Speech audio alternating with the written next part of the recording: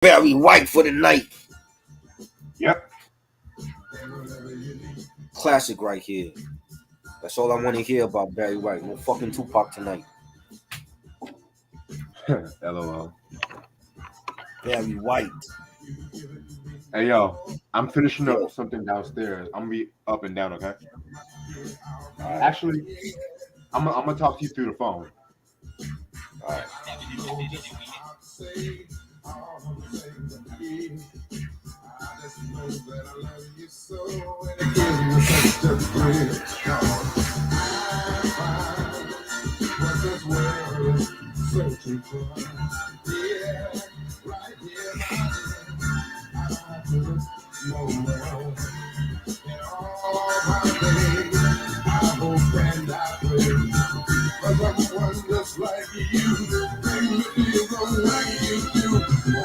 I'm never gonna give you up. Yes. I love Barry White, boy. Yes. It's long overdue. We should have been discussing it. I know, like I said, I've been getting like a lot of Barry White albums recently. So, mind you, I got his third album too. So that's gonna come up very soon.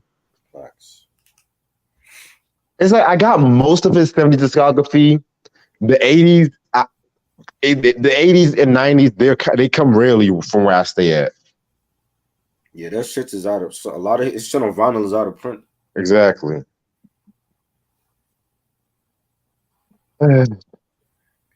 By the way, I'm gonna send you a full schedule and shit like that.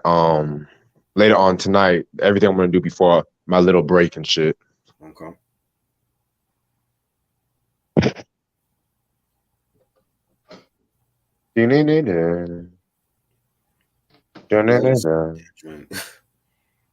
He sampled a lot of Barry White shit. For real. From NWA to Nas. You know? Black Moon. Oh, Chase. Black Moon, yes. Yeah.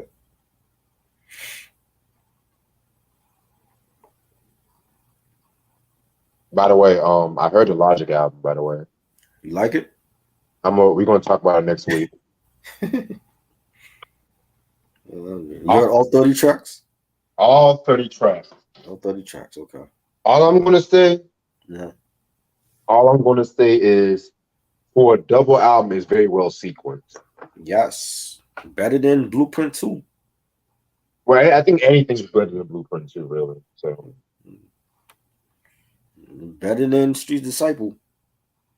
Most definitely. Which that review is coming soon too. You have that album? Yeah. I got it like a couple months ago. Yeah. Wow. I showed it to y'all. Wow. The only Nas album I really don't have is Nasir and Hip Hop Is Dead, but I'm not really in the rush to get those. Godson is the only one I care to get. Everything else, I don't care to have. Oh damn! I forgot you don't have Godson. Yeah, I don't got Godson. That's the only other one that I don't have. But the other ones, I'm not in a rush to get. Hip Hop Is Dead and Nasir and King's Disease. I forgot about King's Disease 1 and the Nasty Joint. I forgot I don't have those either. Yeah. I got one of the King's Diseases, but I'm gonna keep my mouth shut on that till July 3rd. I wasn't a fan of Life Was Good either. Don't care for that album. See, you tripping on that one. You tripping on that one? Don't care for that. Nope. That's not you, bro.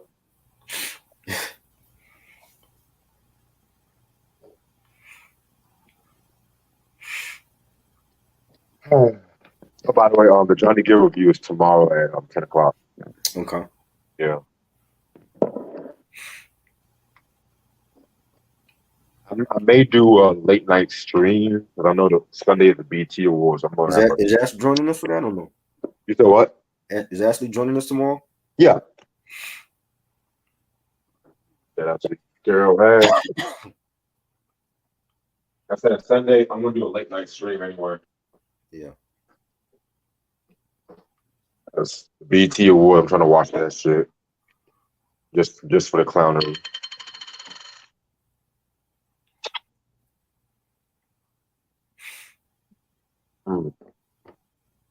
Q said, what about Untitled? I have it, and I don't like it. Don't care for that one either.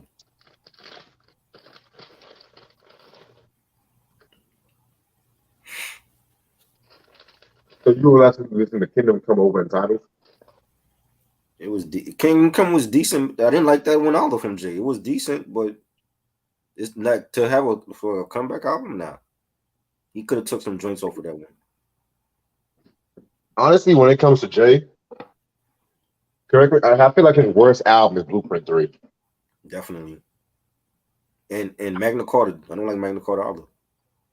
Compared to Blueprint 3, Magna Carta has some joints. I Really? rather You like Magna Carta over Blueprint 3? it's still a bad album, but There's only 3 songs I like on there. it's just the production was better than Blueprint 3. I like the production on that one a lot. I like about 3 songs on Blueprint 3, so they like neck and neck for me. You know, a lot of trash on those albums. So Jay-Z discography is not great. Nas the It's not, discography is not great either. yeah, Jay's discography. I mean, I love Jay, but after maybe Blueprint 1, it's kind of getting hit or miss and shit. After American Gangster, it was like he went in the toilet. I And wouldn't say all that though, because and Nas after Godson, it's like he was hit or miss for me. yeah, I mean, What's the best album after American Gangster? 444. Is that the only one, or is there others? That's the only one, right? Let me think. Well, are you gonna count collab albums too or no? No, because Okay, then yeah, we're not therefore, counting Washington. Washington was good. yeah, I like just in other terms of than solo, 444. What's what name other albums from him that was solid? I don't like none of those albums. me neither. You know what I'm saying? I wasn't in a rush to get those. Like I wasn't I was excited when he said he was coming back and bought Kingdom Come from was it Best Buy at the time and was disappointed with that. It had some joints, but it's not a great album, a great comeback album. And none of that other shit after that I cared to even listen to. The same with Nas. When after Godson, it was like he was dropping crap in the 2000s. Like you can't have an album called Hip Hop Is Dead and your album sound like crap. Yeah, that album was not good. It was like about a couple of joints I like. I like the album concept, but the production was bad. Street Disciple, same thing with that. To have a double album and he has some filler on there that needs to be gone. Rest of my life, I miss y'all, and even them. You don't like that song? What was that from? Nah, it's Just a Moment with Quan. That was all right. That. I don't think that should have been a single though. You had all these joints on there that could have been a single, like the You Know My Style joint they were playing for months before that album came out. Never did a video for that. You know what I'm saying? It was the joint that you did with Khalees when he was still with Khalees, the American Way, that could have been a single. Never came out with that. Remember the Times, never came out with that. That was about his marriage. When he married Khalees, never came out with that. Remember the Times was ill. I love that the way it's sampled. Right. And they had like the little interlude before the song come in. Like I don't understand like the promotion for that album.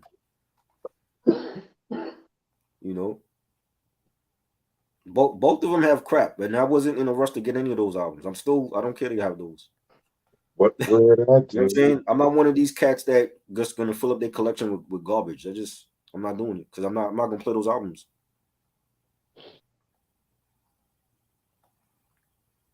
Some people are completionists and they want to have every album from Jay and Nas. I'm like, that's cool for y'all. I don't want it. Yeah, I'm not in a rush. I'll give that shit away before I even keep that shit in my collection. Now, if I see a bad album for like 25 cents or some shit like a bargain, I will get it just for fuck's sake. So like I seen they got King's Disease on vinyl. I'm not in no rush to get that though. I didn't care for those albums, so it's like, nah, I'm good on that. Not taking up space in my collection with trash.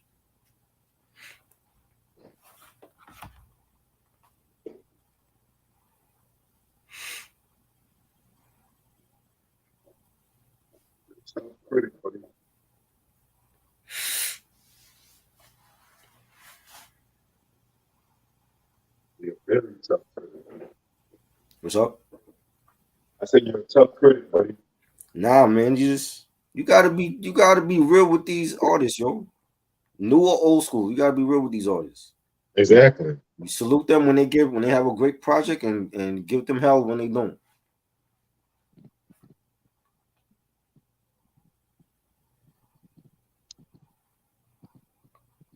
Speaking of which, have you heard Beyonce's new song yet? Yes, What do you think about it? it was dope. Yes. So if the album is dope, then we gonna give Beyonce her flowers. If it's not, I'm gonna say Beyonce album was trash. I was thinking to get them ready, we should talk about Destiny's Child's first two albums and shit. Which one was those again? Self-titled and The Writing on the Wall. Yeah, it's been years since I heard those. True. I don't know. Lately, I've been into Destiny's, those early Destiny's Child. I've been into vibe lately. I don't know what it Which is. is their best album to you? Their best album? Yeah, Probably Writing on the Wall.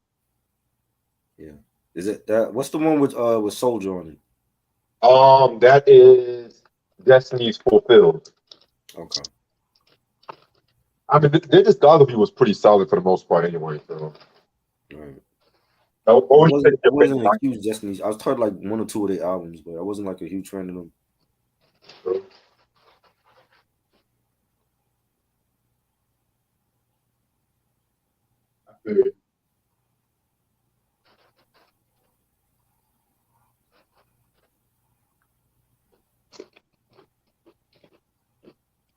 What's up, Tim?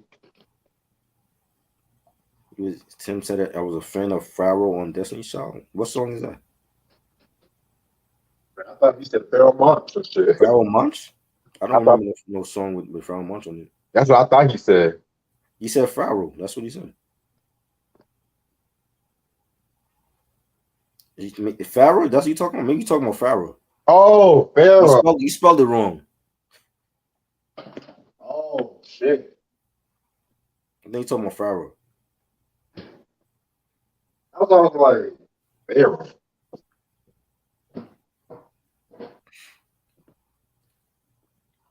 Yeah, I wasn't a huge. I haven't heard all the albums though. Yeah, I got a question for Oh wait, what? Okay, Tim already answered my question. I was gonna ask him. Okay.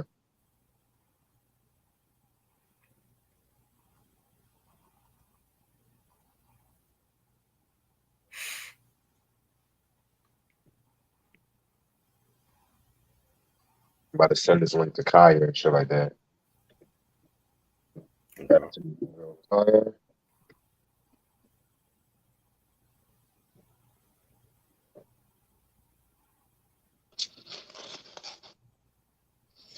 Q said, I love Beyonce. Well, that's nice.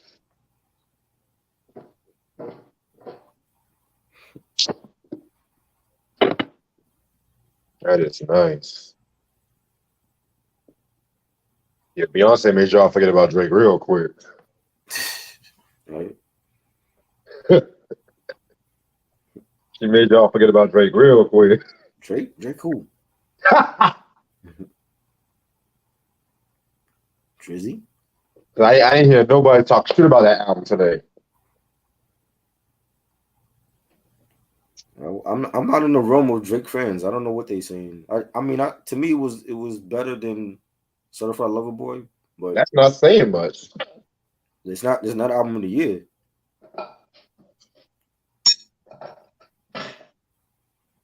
I'm gonna watch these dishes after the review. Thank God these albums are not long and shit. Right. Favorite Slick Rick album is Great Great Adventures, Adventures. and then All the Storytelling for me. You said what's the second one? All the Storytelling. Yeah, I have to go with The Rules Back, boy. Rules Back was good. Yeah. That was good. I don't think Slick Rick got a bad album in his discography. Yeah, he didn't really have a bad album. You know, Beyond Bars was dope too, and he was locked up when that came out. See, Behind Bars, it was cool, but some of the beats was kind of hit or miss for me. Well, that Warren G joint, I love that. The Warren G joint was dope. I like that one too. And sitting in my car, Um, that joint. it was. I like the video version better, honestly. Yeah, yeah. I know. I think there's two different versions for that, right? Yeah, Okay. but it was just like it just felt unfinished. If you don't, well, he was locked up. I know, but it's just like they could have at least done better and shit. Like I mean, he murder was locked up. He drops hella albums and shit. Yeah, I'm sure he has unreleased stuff in the vault somewhere. He does. That they Some of could. them unleashed shits be fire. Yeah. He has this one song called Star Trek. Oh my god. Star Trek. Yeah. Wow.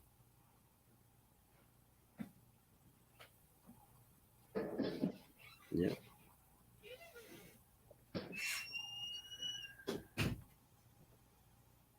I'm gonna go upstairs. Wants to go fill my stuff and shit.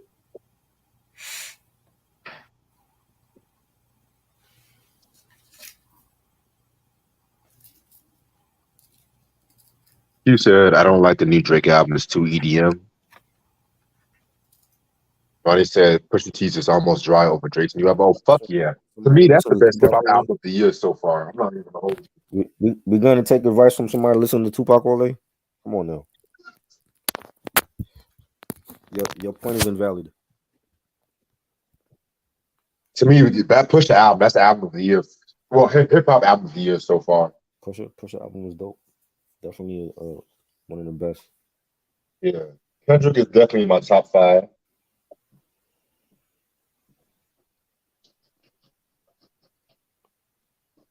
I'll say my thoughts on Logic and shit. That's all I'm gonna say.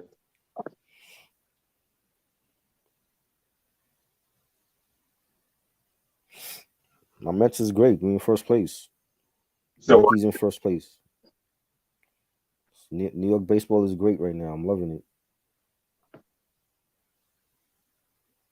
I even heard some of that Onyx album. That shit was fire. Yeah, the Onyx album is dope. They just released a new single.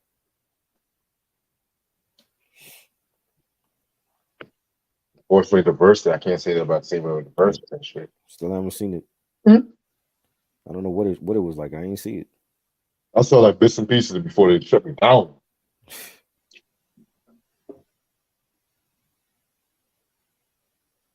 I'm about to go upstairs.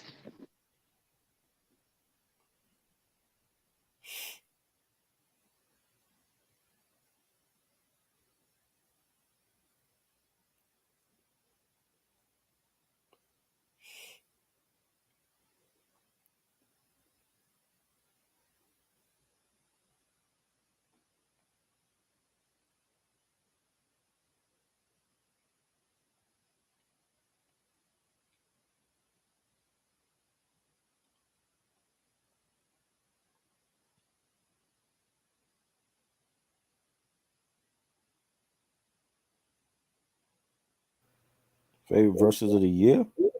I don't think there's any. They haven't Hey, had nothing ball. good this year. I mean, How about other than that, but that's the only one.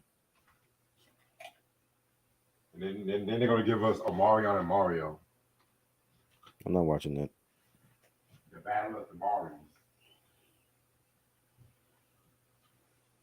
That's what the streets want, right? Not me. That's what the I, streets want. ain't no streets in New York City asking for that one. That's what the fucking streets want. Maybe Omarion and maybe where Mario. they from? Maybe in LA. Not over here. We ain't asking for that.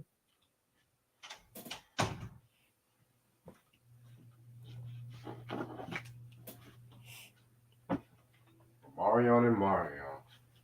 Try saying that 5 times fast.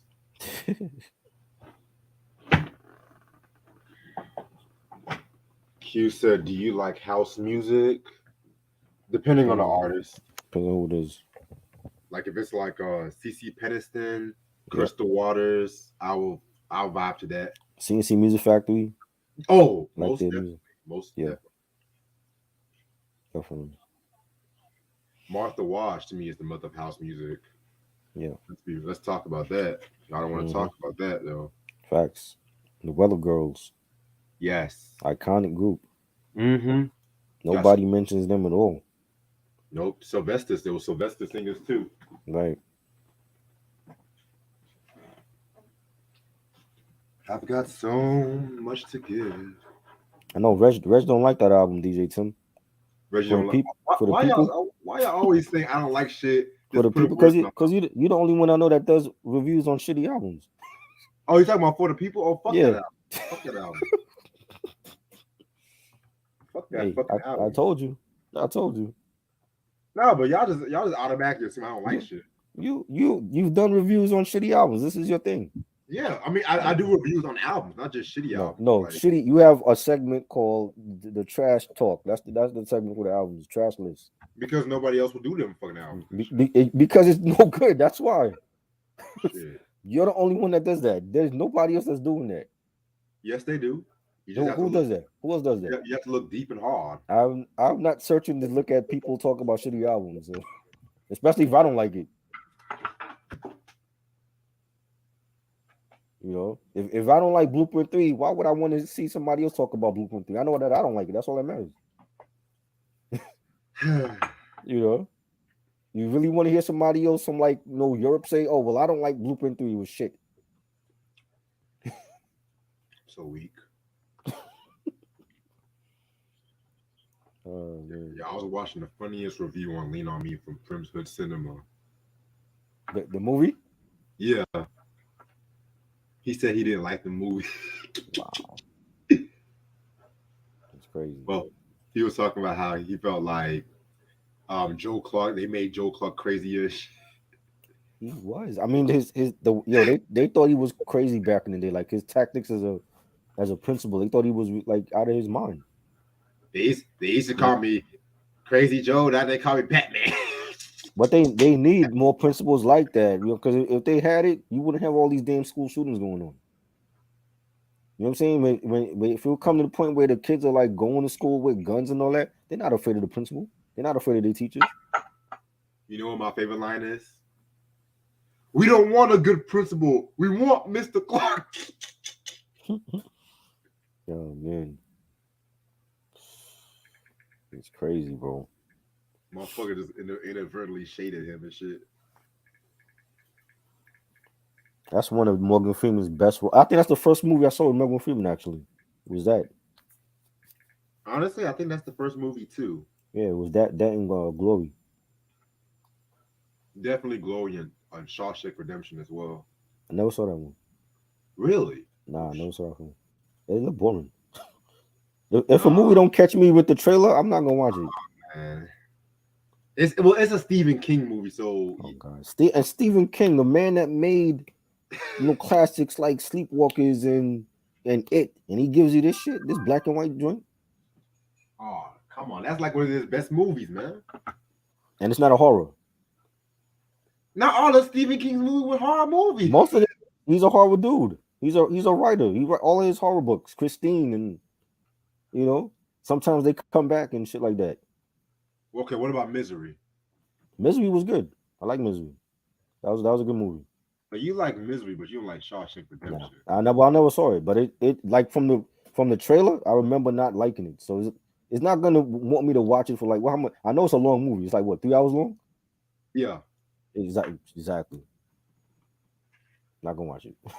I'd rather watch that than Stand By Me. Stand By Me was good. I hated that was a good film. You didn't like Stand By Me?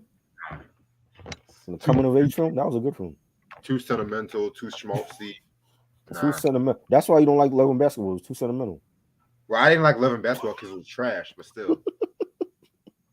them people did not be in a relationship. They just loved basketball. Wow. That was it.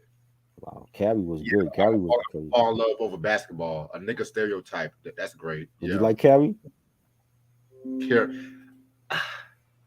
You don't like Carrie? It was weird to me. It was just. It was weird. Telepathic, and they were bullying her, and she got back at the bullies, burned down the whole damn school and shit.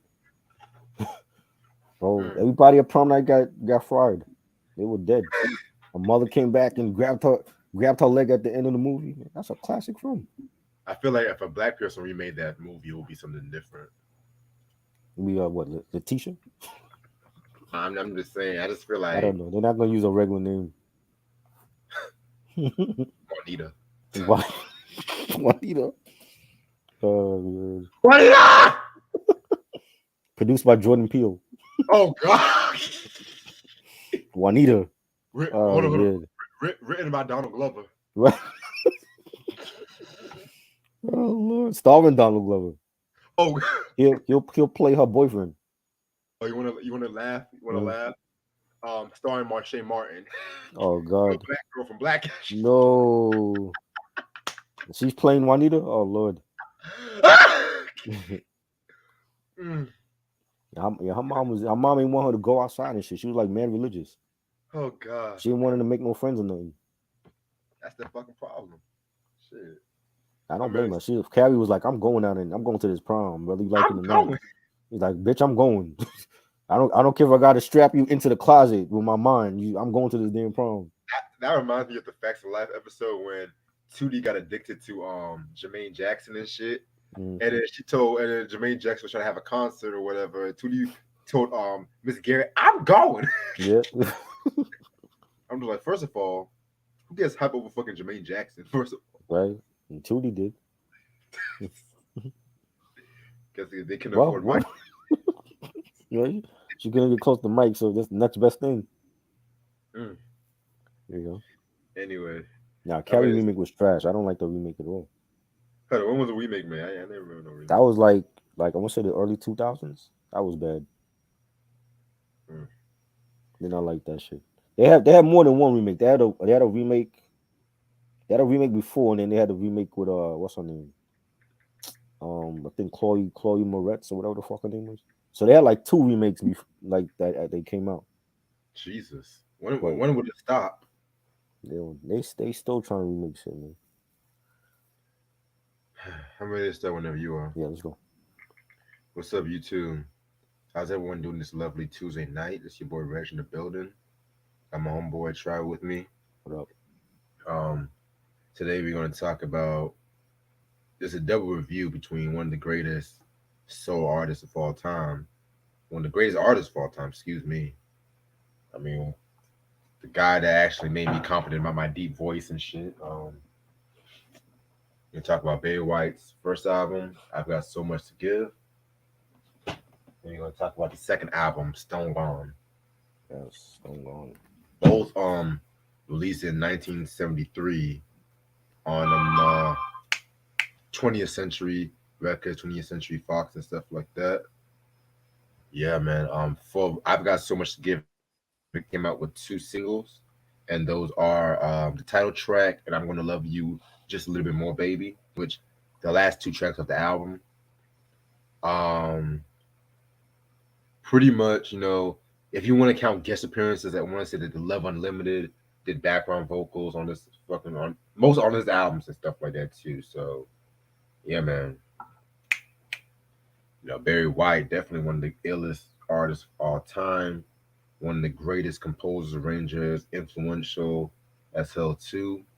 You know how we always do it. How did you get into Barry White, my nigga? Hey man, it's like a lot of great hip hop songs sampling his music, man, and my mom was a huge Barry White fan. A lot of Barry White vinyl was being played in the house, and for a big guy, and he had like that deep voice that the women loved, and he was a smooth talker for a big guy. You know what I'm saying? And you know, he had like a great orchestra with him, a great band, and he brought out a lot of soulful music. A lot of his songs being played in movies like Dead Presidents, and and you had joints like Never Gonna Give You Up, and You're the First, You're the Last, My Everything, and Can't Get Enough of Your Love, Baby, Playing Your Game, Baby is so many people sample his music. Big Daddy Kane, Black Moon. We mentioned before we got on the air like how many people was like sampling his music, and it just is crazy. You know what I'm saying? And Puff Daddy, he even sampled his shit. And he's always been a great producer and singer and songwriter, and it's a shame that we don't have him no more. He's a legend, and you know it's good that we can finally talk about his music. I feel like again he's one of those people that I don't know if people forgot about him, or they just don't care to talk about his music, but I definitely think it was time to talk about his some of his albums, and his contribution to soul music, and what he's done. Hmm. That's very dope. That's very dope. To me, my introduction to Barry White was definitely the song "Can't Get Enough of Your Love, Babe." Um, always loved that song growing up and stuff like that. People always like to pigeonhole him as a disco artist or one of the creators of disco, in my opinion. Which I might get some flack. I never consider Barry White disco. Yeah, I don't hear disco in his music. Disco and Barry White, like you know what I'm saying. People want to say that because like the drum patterns, Right, the orchestral arrangements and stuff like that, which right, I feel like it gets. It's like the whole black artists get pigeonholed into disco and stuff like that because the dominant disco artists like Donna Summer, Chic, hmm, George Way, they would kill this, especially in the earlier days and stuff like that. You know what I'm right, saying? But yeah, Barry White to me, he had his own fucking style. You know what I'm saying? right. Definitely had his own style, produces his own material and stuff like that too. Even Marvin Gaye was very influenced by Barry White. He said in plenty of interviews where he praised Barry White, Smokey Robinson, like, and mind you, Barry White was influenced by a lot of the Motown cats too. Facts. You know what I'm saying? People don't recognize that shit as well too. Okay. But yeah, man, Barry has just always been one of, if not the most recognizable soul voice in music and shit like that. And I have a little personal story I want to get to. You know what I'm saying? I got a personal Okay. story. So, I remember when I was little, my deep voice developed really, really quick and shit like that. Mm. I'm talking like 9 years old, 10 years old and shit like that. So niggas used to find that shit kind of weird, you know what I'm saying? But then Right. I always listen to fucking Isaac Hayes and Barry White and stuff like that. You know what I'm saying? They really made my deep voice cool as fuck. You know what I'm saying? Right. Like shit. Right. Facts. Q said, "What about Michael Jackson? What about him? What about him?" What does that I'm have to lost. do with anything? We're talking about I'm Barry right here, bro. Are you talking about like what Michael thought about Barry White? Well, I don't even know. I don't know what Michael thought about Barry White. I'm just going by what people have said about him over the years and shit like that. But I bet Michael did like Barry White like the rest of us. So yeah. But other than that, Mm. yeah, man, Barry White has always been one of the most illest artists and stuff like that. And even the stuff that he produced, like for the Love and Limited Mm. and stuff like that too. That walking in the rain with the when I love. I mean, that's poetry right there, my friend. Mm-hmm. Definitely. And like I said before, I know people have asked me over the years to talk about him and stuff like that too. Which, again, I got enough albums. How many Barry White albums you have so far? I have three. I I have know you three. say you got Stone Gone. Yes, I got Stone Gone, The Man, and Oh there's shit! something with Oh shit! You got the man. Okay, yeah, perfect, perfect. something with was it something with his orchestra, the Love Orchestra? It was something with the orchestra. Okay, okay. Q, I just told him I don't consider him disco. I literally just said that. I think he literally does that for attention, bro. Yeah, That's why I don't even like responding. yeah. I literally just had a whole 3 minute monologue and shit. But yeah, because the man, I was so close to getting the man at one point, but it's still in the record store. I can always get it. It's like $1, $3. Right. So when we do talk about the man, we can just definitely talk about that since you got it. Yeah. I got of course these two albums. Can't get enough of the Can't Get Enough album, the third one. Barry White Sings for Somebody You Love and stuff like that. And I think I have my dad has a CD, the one where he's sweating on the cover, the one I think with Ecstasy. Okay. But I gotta relook at that. But yeah, we can definitely talk about the '70s discography Right. and stuff like that. We can definitely talk about that. All right. Yeah, man. Mm, excuse me. I'm sorry. I haven't eaten anything all day. All right, so Barry White. For those who don't know who Barry White is, he's a singer that was born in Galveston, Texas. but he ended up like moving to South Central Los Angeles and stuff like that too. You know what I'm saying? Pretty much, Barry White, he was a street cat growing up and stuff like that. And, he pretty much, was getting himself into trouble and stuff like that too. Oh, I forgot to mention his deep voice actually deepened when he was 14 years old and stuff like that too. You know what I'm saying? And so, yeah, man, like, aside from like teaching himself to play music and stuff like that, he ended up getting in trouble when he was 16 years old. Well, he stole $30,000 worth of Cadillac tires and stuff like that. And so he was sentenced to jail for 4 months. And when he was in jail, he heard the Elvis Presley song "It's Now or Never," and that made him want to do music full time and stuff like that. You know what I'm saying? So believe it or not, if it wasn't for Elvis Presley, you wouldn't have a Barry White and shit like that. Right. Wow. Just yeah, man. This is this same. But anyway, um, let me not get people get mad at me and shit like that. Talking about Elvis ain't got shit to do with Barry White. That's what I was saying. Like Elvis, how does he play into this? Because that song "It's Now or Never" was a big hit Right. in 1960 and stuff like that. And people forget Elvis had a huge influence on a lot of African American artists too. You know what I'm saying? Yeah, he stole their music. Yeah, I mean, Let's call it what it is. He stole it. They stole their music. a lot of like African American artists have said that they were very influenced by Elvis and shit like that Really? too. Wow. Yeah. Who said that?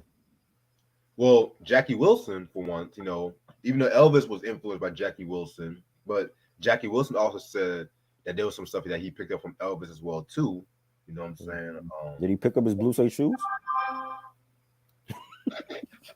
Anyway, so throughout the 60s, he started working on different record labels and stuff like that. And then in the mid 60s, Bob Keane of Delphi Records hired him for an A&R, and this was pretty much where the break started happening and stuff like that too, because he definitely discovered singers like Felice Taylor, um, working with co-writing with Paul Politi, but it wasn't until 1972 when he found this girl group by the name of Love Unlimited. And Love Unlimited, it consists of members Linda James, Diane Taylor, and his soon-to-be wife Goldine James and stuff like that. And he wanted to, and like I said, this is where the Motown influence kicks in and shit like that, because he was influenced by the Supremes, and he wanted to have his own Supremes and shit like that too, but a more seductive Supreme. Oh, I think I know what album you're talking about. From a girl's point of view, we give to you No. Love Unlimited. The Love Unlimited Orchestra, that album. Wait, this one right here where he's like standing. This one. Oh, That's the one I shit. got on vinyl. Yeah, that one. Okay. Yeah. What's that, Mike? Mike is Yeah, good. okay. I've seen that album like in forums and shit like that. Okay, Yeah. cool. Never seen the physical of that. But okay, nice. Yes, it's a real album. It exists. Got you. All right, so damn, I'm over here making a mess. Okay. Hmm. So yeah, the Walking in the Rain, they came up with this song Walking in the Rain, which very big song. And it was also the first time you heard Barry White's voice. Because Barry White was had a little monologue on the phone and stuff like that, and people would immediately gravitate around with that shit as well too. You know what I'm saying? So next thing you know it, Barry White ended up, falling out with Uni Records after what's his name? Like the dude that put him on, or the head of the record label, Reagan, he left the label, and so he ended up signing to 20th Century Records, and the rest is history. You know what I'm saying? He ended up forming the Love Unlimited Orchestra, had his own girl group, Love Unlimited, dropped his own albums, and then you know what? The rest is history. Pretty much, you know what I'm saying? So I mean, shit. We're gonna start off with this fucking album right here. I've got so much to give. Very, very, very dope album cover. I love, the 70s like fucking jacket and stuff like that. Hmm. You had like the Love Unlimited down here and stuff like that. You know what I'm saying? Yeah, Ronnie. I was gonna mention that too. Ray Parker Jr. He definitely also got his start playing with Barry White as well too, because he was a member of the Love Unlimited Orchestra. Yeah, man. So yeah, this is another classic picture of Barry White as well. Mind you, this was one of the first vinyl records I ever had in my collection as well too. Oh So wow. yep, Hmm. I had this in 2015 and $1, and it was already open. So Wow. And mint condition. yeah, I only played it twice. Oh. hmm All right, so this album has 5 tracks. Let's get this shit started. Track number one, "Standing in the Shadows of Love." This was the cover of the four top song of the same name. Very, very, very dope song and stuff like that. I always like this cover version and stuff. You know what I'm saying? Just the whole long orchestral. The drum, like how he stretched out some of the songs and stuff like that too. Picking up from what Isaac Hayes did with "Hot Buttered Soul," and it's crazy too Yes. because um with "Hot Buttered Soul," people when he very first came out, people thought he was ripping off Isaac Hayes and shit too, because they both had the deep voices and stuff like Right. that. The long tracks. Yeah. Yeah. Yeah, people thought he was ripping off Isaac Hayes and shit, you know what I'm saying? But That would have been a good versus. hmm Wow. and mind you, they did a song together, "Dark and Right. Lonely," Hmm. back in 91, 92 and shit. But yeah, this album, I mean, this song right here, dope cover. Me personally, I prefer the Four Tops original. Hmm. Just you cannot top Levi's voice and stuff like that, especially at that time. But this Barry White cover definitely very close to Narn. You know what I'm saying? Right. Yeah, that was definitely a great song. It's like 8 minutes long, hmm but definitely love the pianos and the bass line intro, and then like he's talking, and then the beat comes in later, and the percussions, and then you got the soulful background vocals by the women on there, and definitely a banger. Yeah, very banging track. Excuse me. Track number two, "Bring Back My Yesterday." Another one of Barry White's influence when I looked up was Dionne Warwick, and Dionne Warwick was really one of the first R&B artists who really have like strings in the background of her music. And the reason why I say is because I love the way how he incorporated the strings. It definitely Yeah, had a Burt Bacharach. I don't even know right. if I'm saying his last name right. I know you're talking about Burt Okay, Bacharach. He did yeah. stuff with Dr. Dre. You said what? He did he did stuff with Dr. Dre, Burt Bacharach. Really? Yeah, like a couple years ago. I think he got nominated for a Grammy for that. Wow, I never Him and Jim. Yeah, never knew that. Wow. But yeah, if you find some of that shit, let me know. Send that to yeah, me. yeah. I'll send it. Yeah, but definitely had like a Dionne Warwick feel to it, like some shit that she would have done in the late '60s, early '70s, and stuff like that. Very sensual ballad. I love. You know what I'm saying? Vocally, definitely one of my favorite tracks of this album. You know what I'm saying? I think with a lot of Barry's music, like it used the strings and it felt like a live band, like an orchestra, Yeah, and it brought life to his music. So it was like almost like a lot of those songs were like you could it was like cinematic on wax, and you could see them in a lot of movies. And I definitely like this ballad. It was definitely like a nice ballad, real melodic. He had a great singing on it as well. definitely. Track number three, "I Found Somebody." Excuse me, "I Found Someone." Um, Good song. Probably my least favorite song off this album, but that does not mean it's a bad song whatsoever. I just feel like vocally he definitely elevated this track and stuff like that. You know what I'm saying? It pretty much like a continuation from the last track. Right. That's one thing about this album. The album is very well sequenced and stuff too for 5 songs and shit. You know what I'm saying? So Yeah, I thought it was definitely a nice melodic, ballad. Again, nice singing by Barry White, and you got that orchestra feel to it. yes, yes, that definitely that Love and Limited Orchestra definitely play a part with this song right here and shit like that. Now my favorite track off this album, I've got so much to give. Oh my god. Dun dun dun dun dun dun dun. Don't do that. Baby, please don't do that. I mean, this don't even sound like it was made in '73, man. This was like if y'all talk about Lenny Williams, girl, you know I love you. Y'all talk about that fucking song. Give me a fucking break. Give me a fucking break and shit like that. I'm sorry. But this to me is probably my top five favorite Baby Barry White song and stuff like that. This was a song I believe everything just came together. He found his niche with this song right here. You know what I'm saying? The monologues, the build up, the pleading, the just fucking like showing love to your woman and stuff like that. You know what I'm saying? But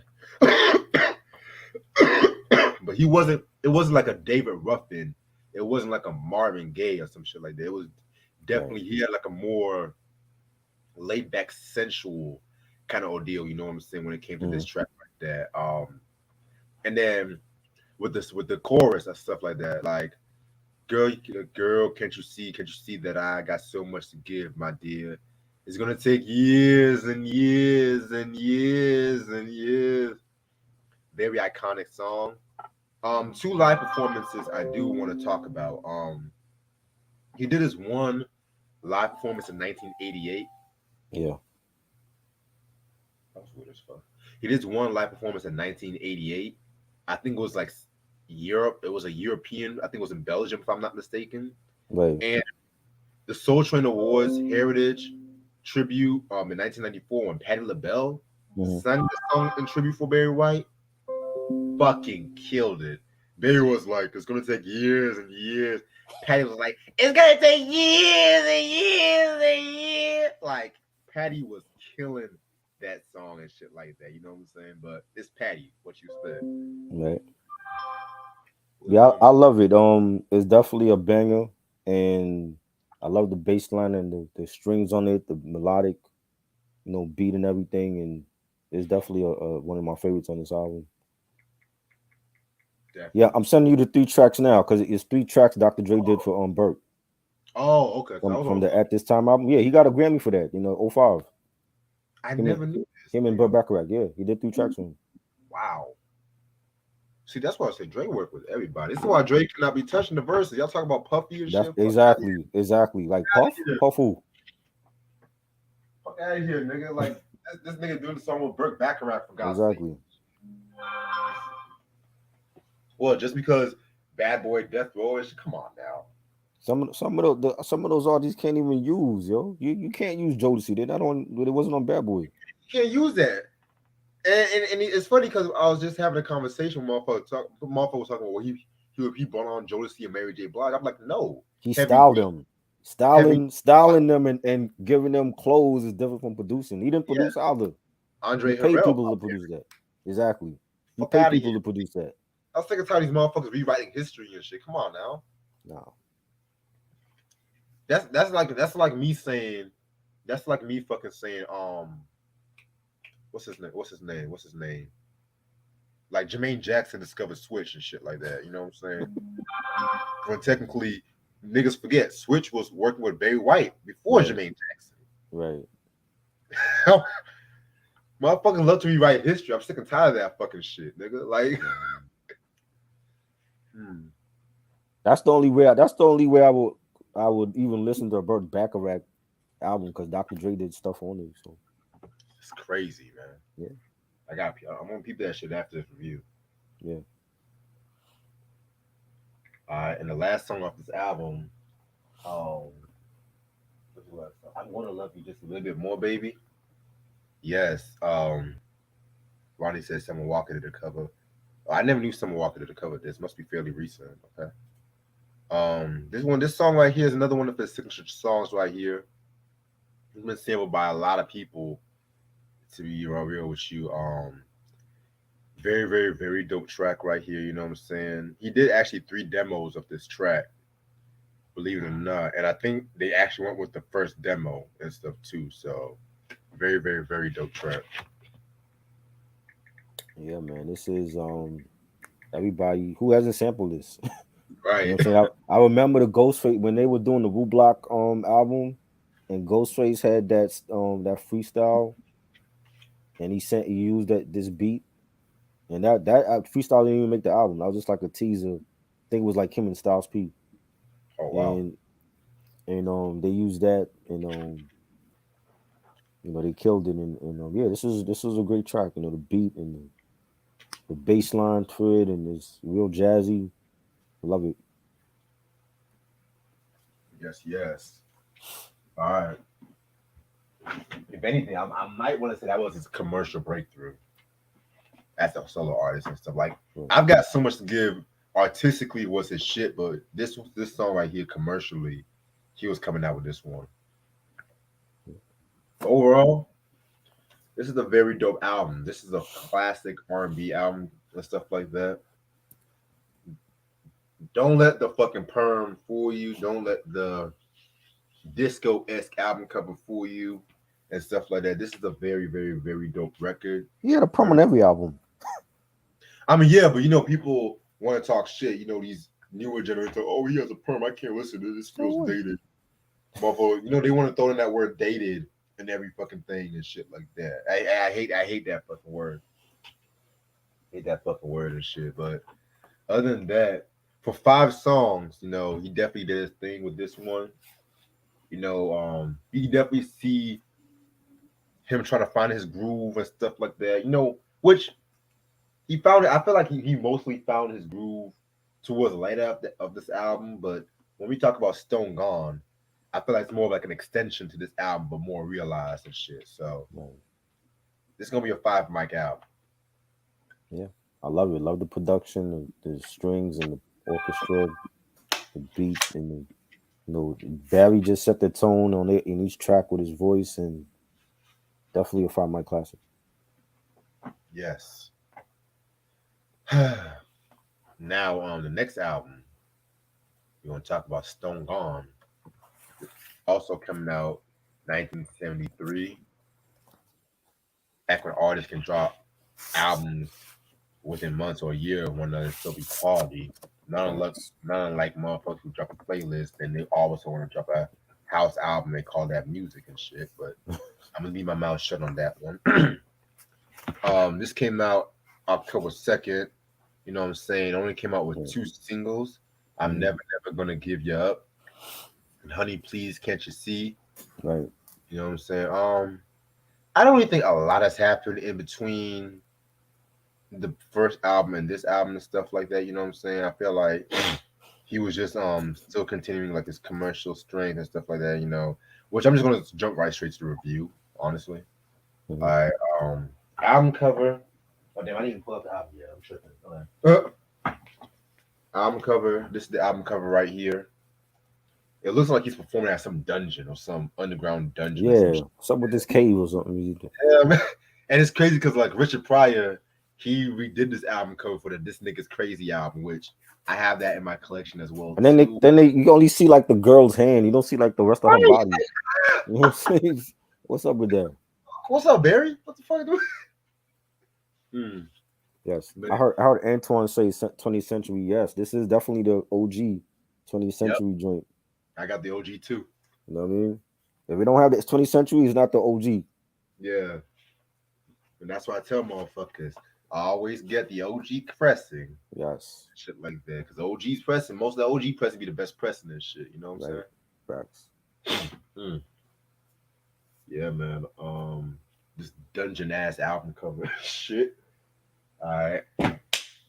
So again, this album has 5 tracks, not too long, not too short. You know what I'm saying? But hey, we're gonna start off with "Girl Is True." Yes, I'll always love you. That's the title right there. Okay. Um, very, very, very dope song. Nice way to start off the album. I mostly like this song mostly for that drum pattern Mm-hmm. and stuff like that. And Barry White always had them signature drum like that. Yes, the hi Like hats. Yeah. them hi hats was very influential and Mm-hmm. stuff like that, especially when it came to like the New Jack Swing era and shit. You know what I'm saying? Right. Oh Facts. yeah, Yeah, I love the drum patterns on this. The bass line and again, like, you got those strings when they come in, again, and it gives life to the track and the pianos on it, and yeah, this a great way to start this album off. Definitely. Um, Ronnie said, I think that's Golden James on the album cover. Yeah. Well, I wouldn't be surprised because Who's that? he was Goldie. that was his wife, his Oh, part of okay. Love and Limited and stuff. Well, they cut out face out of the picture. Yeah, because and that's one thing I kind of respected about their relation. They was as open as Diana and Barry is shit. You know what I'm saying? Mm, Because Diana and Barry was all up in the magazine. right. was was all up in the movies and shit. Then they had to bring in Billy D. Williams, your favorite actor and shit too. Oh, Lando Calrissian. He was more than Lando. First of all, Well, I know him as Lando. I don't know him before then as anybody else. Return of the Jedi. That was what 83, 84. That was like the first movie I saw in the theaters. So when I see Lando, I'm like, oh, that's Billy D. Colt fuck 45. The Colt 45 guy. You know, you know. you still got to see that Super Soul movie me and Mike talked Yeah, I about know in you was talking about that Super Soul. What year was that? 74? 1990. Oh, 90? Oh, wow. That movie was so bad it's good, man. Now, what's the joint he did in the 70s that y'all was talking about though? Which one? You said there was a didn't he do a movie in the 70s that he had like a great 70s role? Oh no. A great '70s role. Yeah, in a movie. I mean, Mahogany, Lady Sings the Blues, Lady Bingo, Sings the all Blues. What year was that? 72. 72, okay. Yeah, that's the one I didn't see. Yeah, that's a Yeah, good. 83, Return of the Jedi. That was like I went on a school trip for that film, and that was Lando for me. It was him. That's how I know him is Lando Calrissian. You know, I don't know him for anything else other than that and the Colt 45 commercials. So you didn't know him for Jackson and American Dream. He played Nah, Barry. no.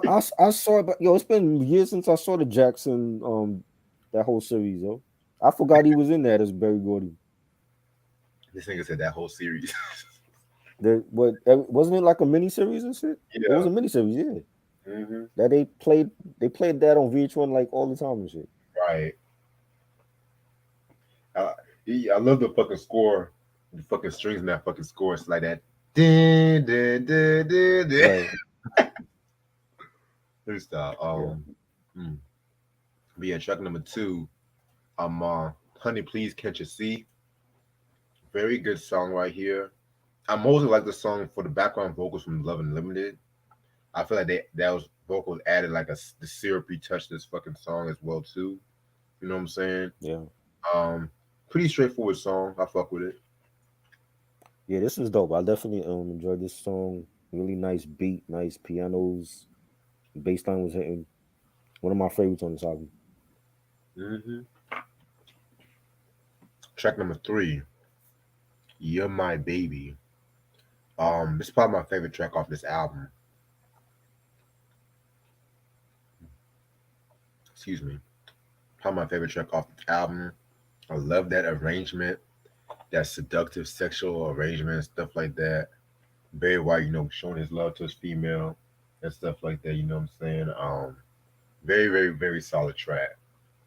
And he's talking like the song and his voice, and he's telling her, to need him, to want someone as much as I want. It sounded like he was like pleading with her, like I love you and I want to show you, so don't walk out that door. And he's like telling her how he feels, and I thought that was good. It was definitely I like the pianos on it, and bass line was dope. It was good. Definitely. Alrighty. Track number four, "Hard to Believe That I Found You."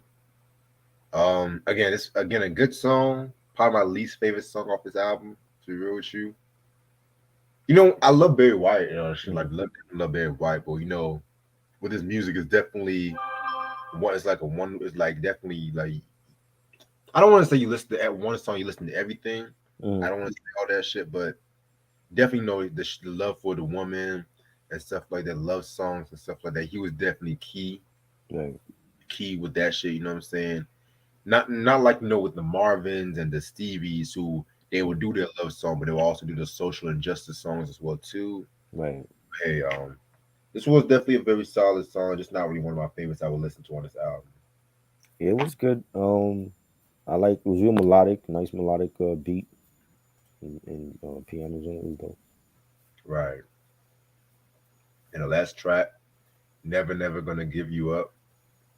Very iconic song right here. Another song that's been sampled a lot in this Mhm. discography. Yep. I'm saying, I want to say to me, real. I love when NWA uses song for One Less Bitch Right. like that. Like they used a Barry White song for a song about that topic, but okay, fuck it, you know what I'm saying? But yeah, this one definitely another one of his signature tracks. A lot of people has covered this song. I never knew Lisa Sensible did a cover of this track right here. Yes, I I remember never that. I remember that. wait, But it was more of a dance track though for her because she was like a dance artist. You yeah, know. because she did that "Been Around the World," yeah, yeah. She did that. Yes. Yeah, okay. Right. You know what I'm saying? So she had a lot of like dance hits out at that time in the early '90s, and it was more of like of a dance version of that song. But it was good. I remember that. Hey, sometimes the best covers Yeah. are someone that's very left field and shit like that. Right. Dolly This was Parton. great. Yeah. Facts. Yeah, Classic record. You know, one of his all time signature records and the bass line and the beat, the hi hats on it. Great way to end the album. right, definitely. Overall, this album to me, it's an extension of the first album, but that does not mean like it's a bad album and stuff like that. You know what I'm saying? I feel like again, found his he definitely mastered his sound at this point. You know what I'm Hmm. saying? I feel like when it comes to his discography, I don't hear a lot of people talk about this record and stuff like that. I don't know. You said what? I don't know why. Like, and he's been sampled so much by people. You would think they would know every album by him, or at least the popular ones. You know. Hmm. Definitely, but Die Hard fan. I think, and also because the first album was it was just so monstrous and shit like that too. You know what I'm saying? Hmm. But then once we get to the Can't Get Enough album and stuff like that, which we're gonna talk about that one day and stuff like that. But Hmm. that was where he really started like grooving and shit like that. You know what I'm saying? Right. But yeah, back to the Stone Gone album. Very, very, very dope record. I'm gonna give this a 4.5 out of 5. I think it's great. Love the production, the songs. Again, you know, he was a ladies' man. Like he just knew how to, you know, what to say on record. You know, to the women, and you got joints like "Honey Please" and "You're My Baby" and you know, never gonna give you up. Classic songs from me. So Definitely. I think it's definitely one of his best albums. Mm-hmm. Alrighty. It's 12:38. I'm gonna stay on for probably like another 15 to 20 minutes and shit.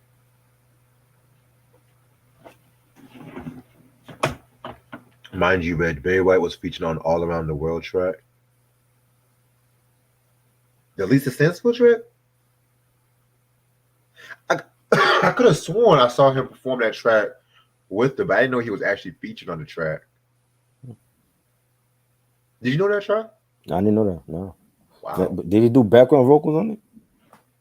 Man, his voice too Yeah, damn deep to be doing no background vocals. I didn't know that. I didn't know that. Honestly, I feel like Barry White's best performance outside of his music was Quincy Jones's Secret Garden. Yeah, definitely. That was great.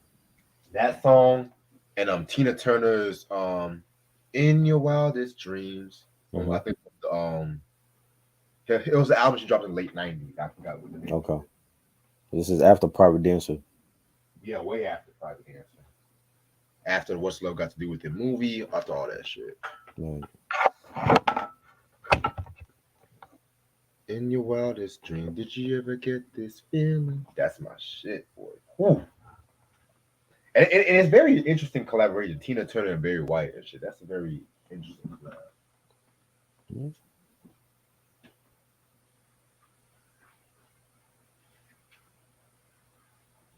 Okay, what y'all talking about in the chat? Best Barry White sample. I love that question. Nas, No Idea is original. Well, actually, no. Yeah, I'm gonna go with that. Then I'm gonna say Mary J. Blige, Mary Jane all night long. So that's the second one. Black Moon. Got you open that joint. Yes, That remix is one of the best hip hop remixes ever. I agree. Crazy story about that track though. Mm-hmm. I remember I discovered Black Moon when my public access channel, they were just playing random hip hop videos and shit like that. Mm-hmm. So every time, like it was like every Saturday night or some shit like that, it was just like playing these classic hip hop videos and shit. Right. And it sucks because they never showed the name of the artist or the song, Mm-hmm. right? So I had to fucking look deep and hard. Pause. I had to look I had to look hard and shit like that, looking for the fucking song. And Music Choice played the fucking original sample of Playing Your Game Babies track. Right. And I finally found that Black, and then that's where was my introduction to Black Moon and shit. So that's when they were in into the stage mode. They were just killing it. Yes. I love that. Yep. And they use that sample the best out of everybody. Yes. And before that, I like the Kane version when he used it for Brother with him and Little Daddy Shane. Yeah, on Prince of Darkness album. I love. They made that shit more gully with that. They made that shit more gully. Like that. Yeah. That whole Prince of Darkness album is so underrated. Crazy. But he was already in R&B mode. I didn't like that Kane, yo. But the singles he was picking, Groove with It and Loving You. I'm like, come on, Kane. But the remixes for those songs, though, the remixes were dope. Yeah. Yeah, but I feel like he did. I feel like he did that. You know what I'm saying? Because Cold Chillin' was definitely losing a lot of his footing, especially when Marley Marl left and stuff like that. So I feel like if Marley Marl was still behind that and shit like that, he could have still had like a very dope singles as well too. Because even with Taste of Chocolate, it had It's Hard Being the King as a single, right, and stuff like that. Because ironically, Barry White was on that Taste of Chocolate album. Shit, right. Ironical. That's the only bad Barry White. I was like, damn, Barry, what are you doing? He was like the rap Barry White, like dressed up in like a white suit. I thought he was a Black Clark Gable. Right, like with that too. Like, come on, man, what you doing, Kane? So, even in the Heavy D Don't Curse video where he dressed up like Prince, right, and with a broken hand, he had his hand wrapped up.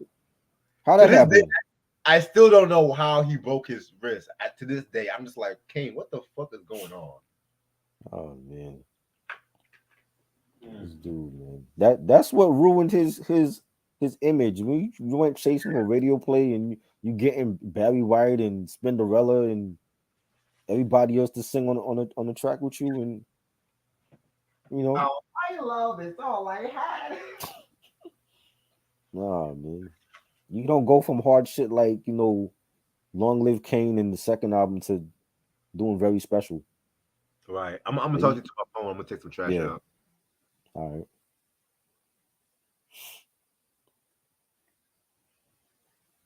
Nah, man, that wasn't for me. That's when he started to go downhill and shit. He wasn't selling no more when he did that.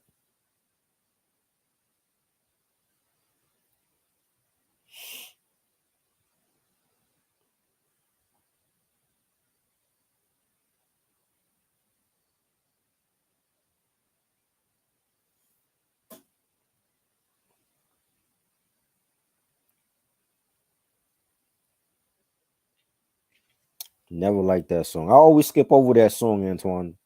If I play Prince of Darkness, I always skip over that shit. Never liked that joint.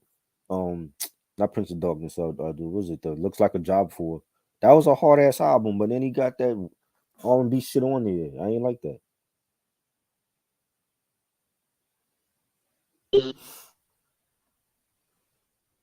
What's good? Yeah. Can you hear me? Yeah, I hear you.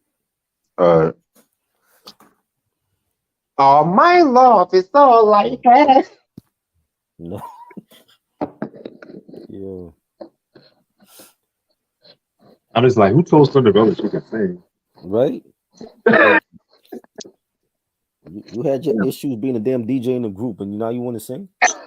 She didn't even put out an album or nothing. Like what? That was just like out of left field. You didn't put out no solo album or nothing, Some people must have really not been paying her and shit. right? For right for her to like be a guest on a guest feature on Kane album. Oh shit. Like damn, at least put out one album, yo. You got Marky Mark put out 2 albums. You ain't put out one, Hell, Prince Marky D put out an album. right? You know what I'm saying? You know, Brian Austin Green put out an album. She ain't put out not one album, not even a teaser single. Yeah, that Brian Austin Green album was fire. And she's singing all off key and shit. Even her rapping wasn't that good. I'm sorry. Yeah. But that Brian Austin Green album is fire though. I never heard it though. I never bought it. Fire. I used to be like, yo, this nigga from 90210 is doing a rap album? Like what? I mean, if you like Far Side, you'll love that album. That's all I gotta say. Because they did a lot of shit on that. I remember him on Soul Train. He was on Soul Train performing. Really? Yes. He was him and Slim Kid Trey. They was on Soul Train performing that song. Damn, after Don Cornelius left, they let anybody in Soul Train. Yeah, Don wasn't there no more. That was like the Shamar Moore era, I think. Well, Don, he still was executive producing Soul Train to this end. So right. Where Shamar Moore taking the shirt off any chance dancing with a girl. Right. You know what I mean? So yeah, I remember when the album came out. I'm like, this nigga, I ain't buying that shit. You do fucking 90210. I ain't trying to hear you.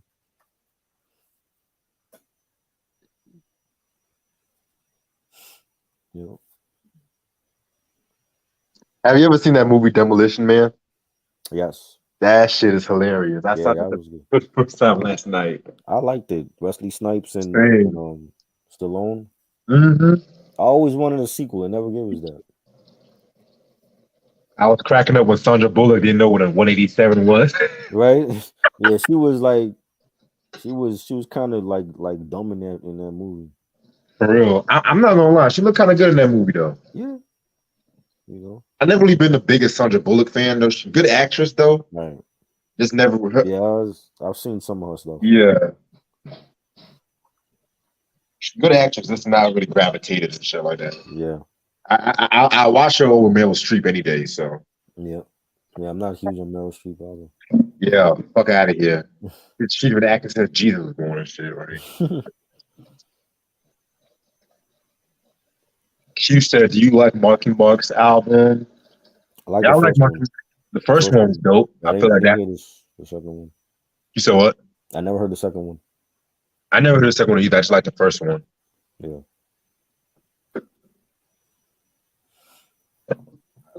I listen to fucking Vanilla Ice and shit.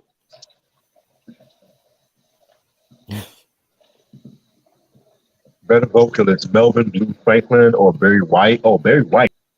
Well, Blue, Melvin Franklin. I'm not gonna sleep on him either. Shit. Yeah. Remember the Temptations version of Silent Night? Yep, I remember that. Remember when Melvin came out? I was kill that shit. Yeah. Ain't nobody come to see you, Otis. Right.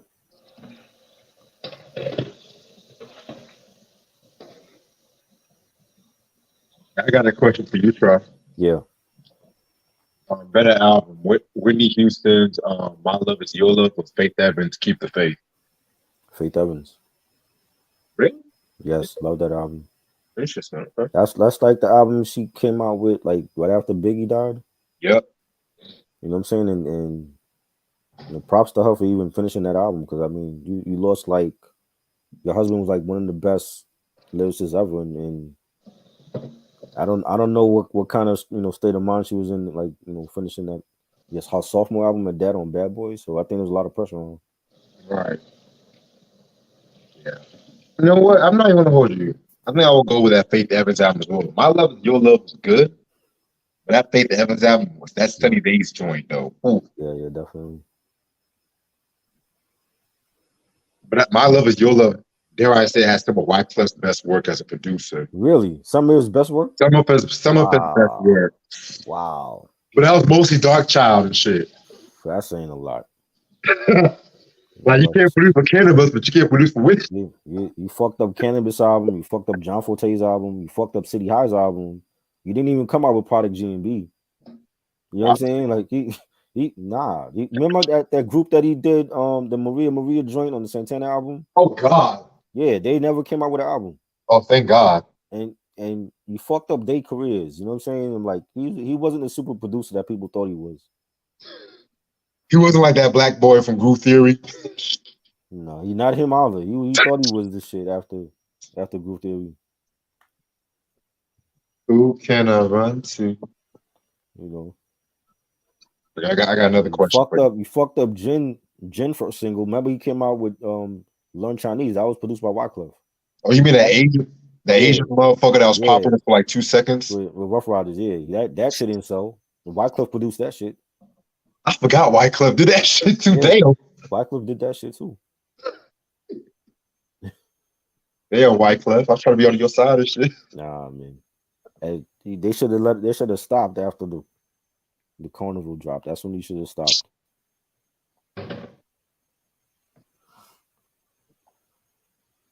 Whitney Houston performed My Love Is Your Love live at Tretch. Wow. I never saw that. Me neither. That must have been like a Soul Train award. Why was Tretch there? Because mind you, Naughty by Nature was on the Rest of Records by that time. Oh, they were label mates. Yeah. Yeah, I'm like, because he ain't on the song.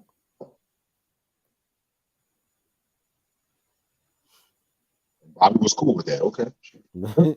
Bobby better had been cool with that. He had no choice.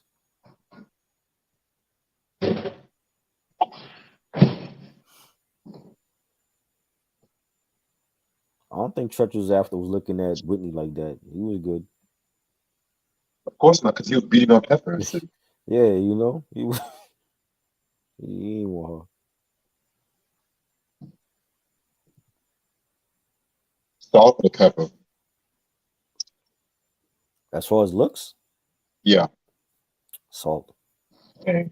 Salt got that booty on her, man. Even now, For real. Pepper done went under the knife and got her boobs done. Yeah, nose jobs and everything. She looked like a hot mess. Honestly, if I had to pick my favorite years from Pepper, might be 1990 to 95 in terms of looks. Right. But when Salt had that shaved head, though, it was a wrap. Mm-hmm. Yeah. Favorite Sean Price lyric. So he got so many, man.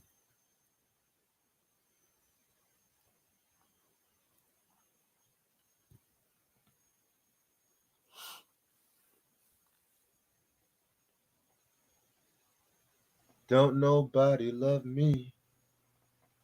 It's good. Favorite Sean Price lyric. I'm not sure anymore who is knocking. My door. All the people that I know. That's my shit, boy. Yes. What do you say? Y'all remember the Monkey Bars album? Yeah. He had a joint called Shakedown with a Steel from Smith and Wesson's on that and Storine. Yeah.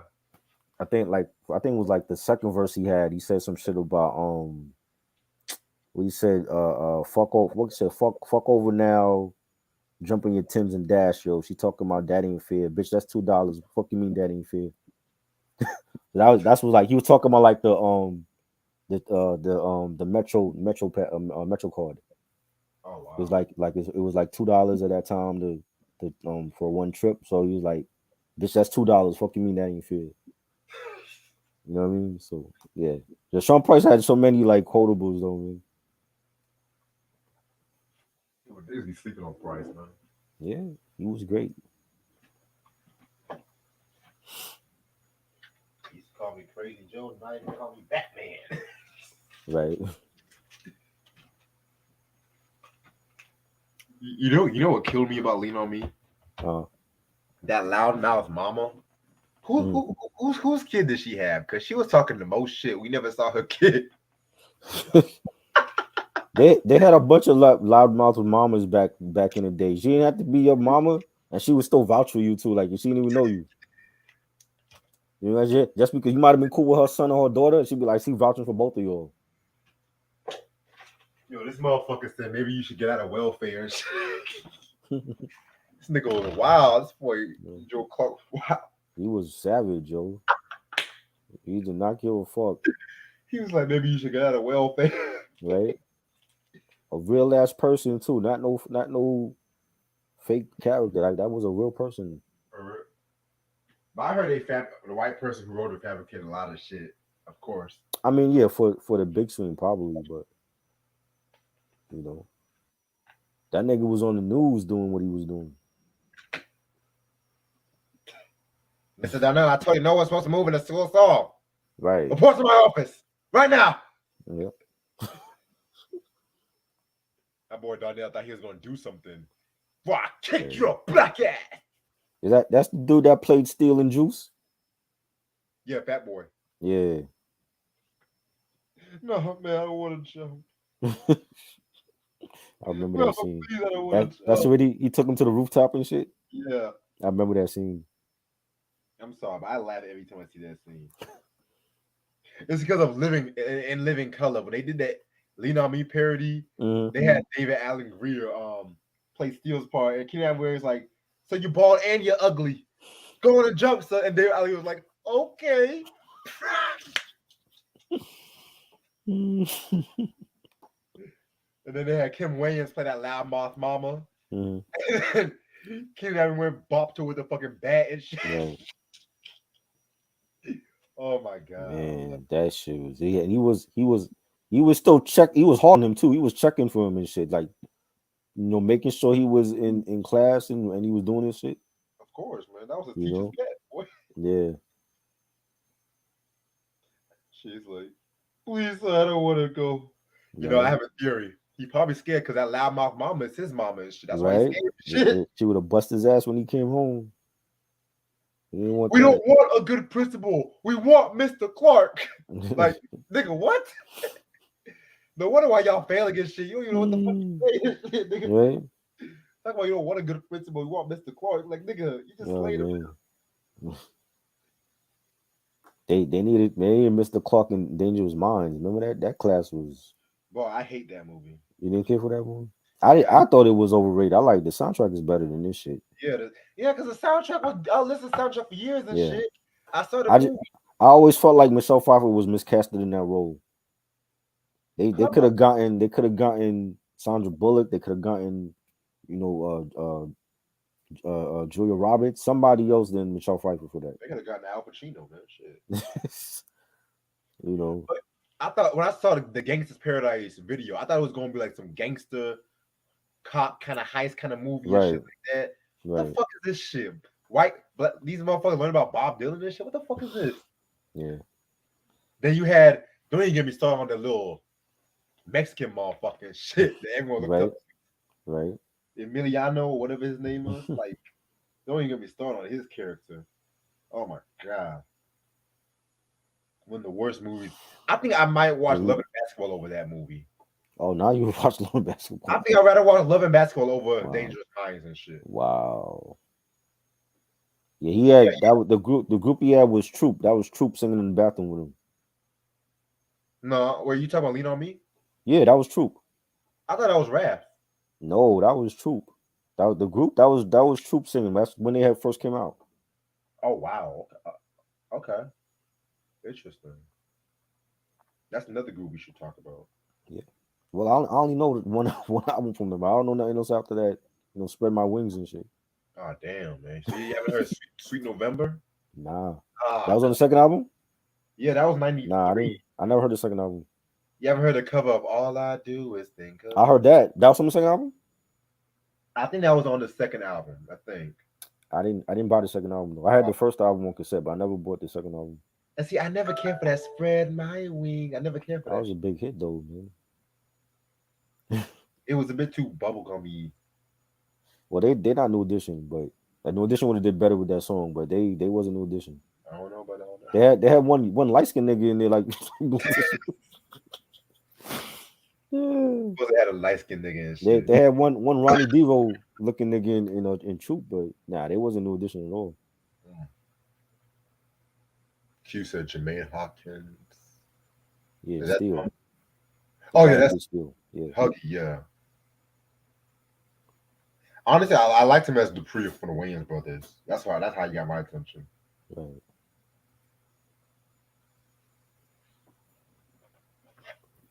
More depressing movie, Menace to Society or Boys in the Hood. More depressing. What? More depressing? Why is the movie depressing? Is it weird that if you see a depressing movie so much, it does not get depressing anymore? Depends on what the movie what movie it is though. There's movies that was made to be depressing, and then there was movies that a certain scene just made you depressed. I remember when I first watched Boys in the Hood when Ricky died and shit. That shit stuck me. When Doughboy died, that shit stuck me for months and shit like that. And I kept seeing Boys in the Hood and shit like that. I was like, eh. That that got you depressed?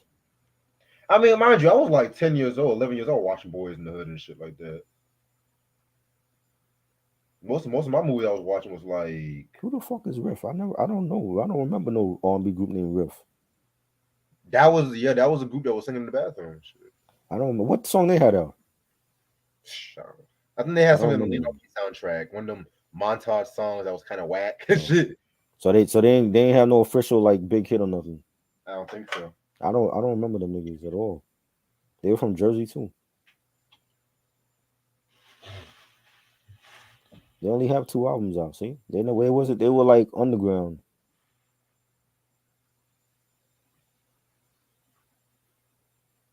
Okay, I'm gonna stay up for like 5 more minutes and shit because I gotta get some work done for my job. Never heard of them niggas. Q said, "What is your favorite Levert album?" The first one. Me and Try were just talking about Levert a while back ago. Casanova. I actually have that single on vinyl. I don't have the album. Pop, Um, pop, pop, pop. Levert. I wasn't huge on Levert like that. I like some of these songs. Casanova and Just Coolin'. Yeah. But I wasn't like running by the albums like that. And most of my love for Levert came from Gerald, to be real with Yeah, you. from Gerald, right? Well, fuck the other two. Damn, fuck Sean too. Damn, You okay. know what I mean? I mean, just no. Sean was good. Sean was good. I'm not gonna, but Joe was the one that went solo and became a huge star. I don't know what happened with Sean.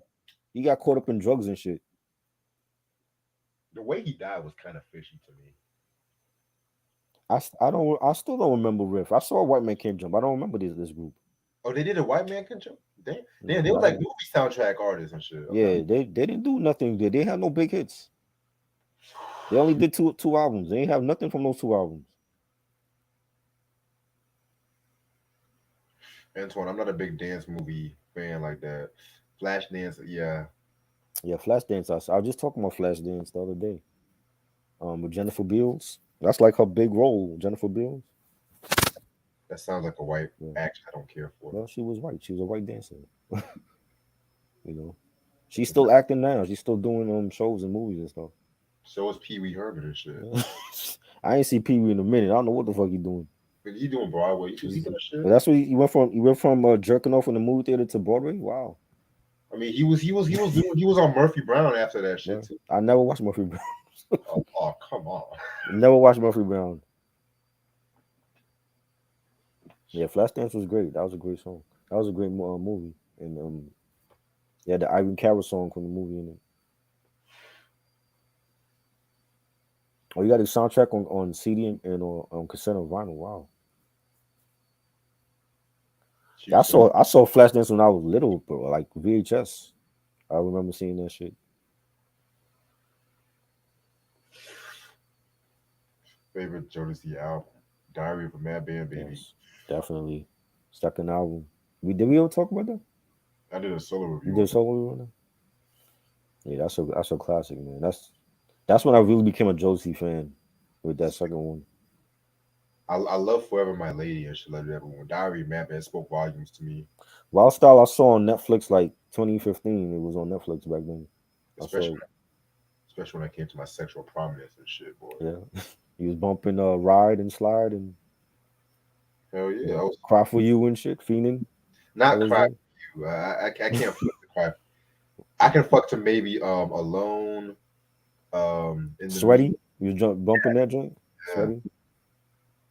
yeah.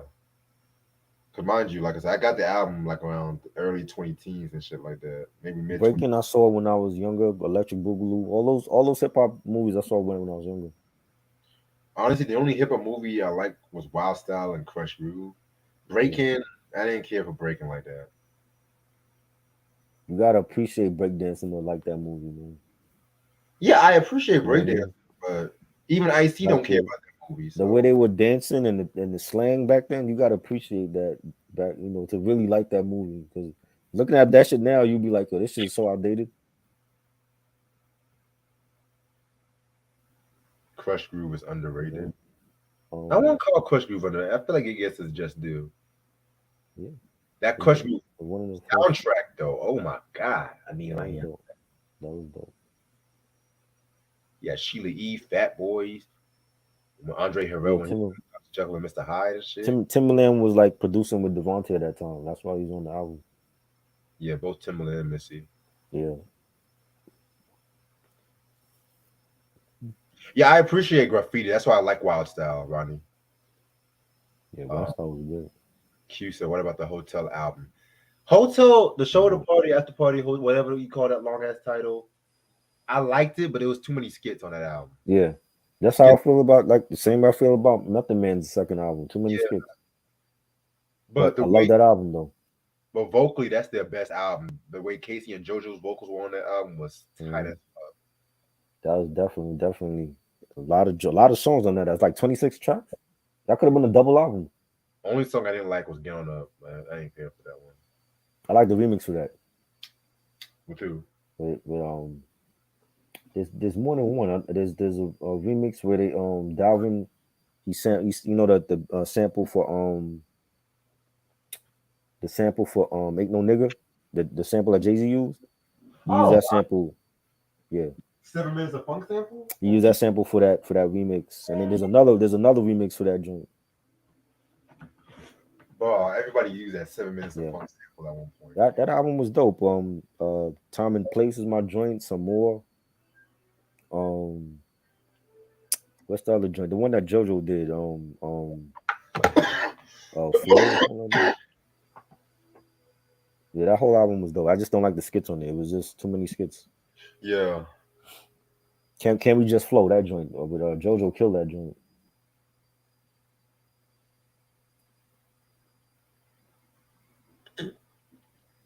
I love Freaking You remix with Ghost and Ray. Yeah, that was Yeah, dope. that should have been on the album. Yeah, Tender Love. I got that album, Tender Love, Force and D's. I love That Force. was that was what 87, I think. Yeah. Classic album. I love that Love is a House. You got Love is a House. Yes. me. Um. That early Jimmy Jam Say You Lose did that one, right? Yeah, I believe they did that. Okay. I know they did Tender Love and shit. Mhm. I was Force and D's fan from the beginning when they were dropping. Forgive Me, Girl, and Let Me Love You. I got all those joints around them. My favorite song they've ever done, Here We Go Again. That was dope too. Here we go again. Yeah, Definitely TC, love that joint. one of the most underrated falsetto singles in the history. I believe all of them are dead now, if I'm not mistaken. No, Is there one left? 'Cause most of them are died. I think Jesse is still alive. Jesse's alive. I think. One of them passed away like a couple months ago. Yeah, Trisco passed away. Trisco, right? And then the other ones that like Cowboy and them passed away like years before. Yeah, that's sad. Yeah. Oh man. That's why we should appreciate these artists so much when they're alive and shit, man. Right. I mean, there's a few more people 'cause I really do gotta get off and shit. Um, favorite song that samples 7 minutes of funk. EPMD is my thing. Yeah. I like the Jay-Z joint. Ain't No Nigga. That's the second favorite. Classic with Foxy Brown killed that. What do you think about the Casey and JoJo? Q, to be real with you, I got kind of burnt out from Casey and JoJo as a duo, especially as that overrated "All My Life" song and shit. All my life. Jesus Christ! Yeah. Don't sing I that song. got tired of hearing that song though. I got tired of Bro, hearing that song. they play that song in prom. Yeah. Any fucking time it's closing hours at the fucking party, I could be getting grinded on and shit like that. Then I was like, here, oh my, just threw out the whole fucking shit. Oh, Jesse died too. Damn. Yeah. Like half of them are gone now. Damn. Jesse did die. Shit. I think they had like they had a DJ. The DJ passed away also, if I'm not mistaken. See, that's why I feel like certain groups have a certain curse to them and shit. Hell, even the way I don't know. TC died was crazy. Yeah, TC passed away. Oh, yeah, that Lou Gehrig's disease, man. Shit. Yeah. I can't even imagine knowing somebody like that. Damn. Force of these reminds me of an 80s version of Blue Magic. That's a dope comparison, Antoine. Blue Magic also had that little dreamy, doo-woppy influence kind of sound to them, like Sideshow. Yeah. Mm-hmm. I need to get more into Blue Magic.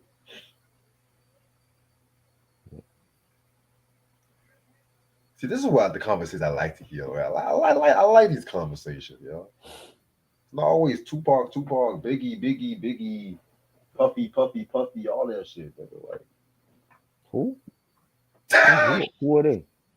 Puffy, I don't know. I'm just rambling out my ass right now. Never heard of him. Right now. Tupac. The name doesn't ring a bell. Shit. I was thinking about talking about the Staple Singers one day. I don't know if you fuck with Staple Singers. Yeah, maybe Staples. Yeah. I was watching Let's Do It Again, and I heard the soundtrack. That soundtrack for Curtis Mayfield, though. Yeah, the great Curtis Mayfield, man. Great legend.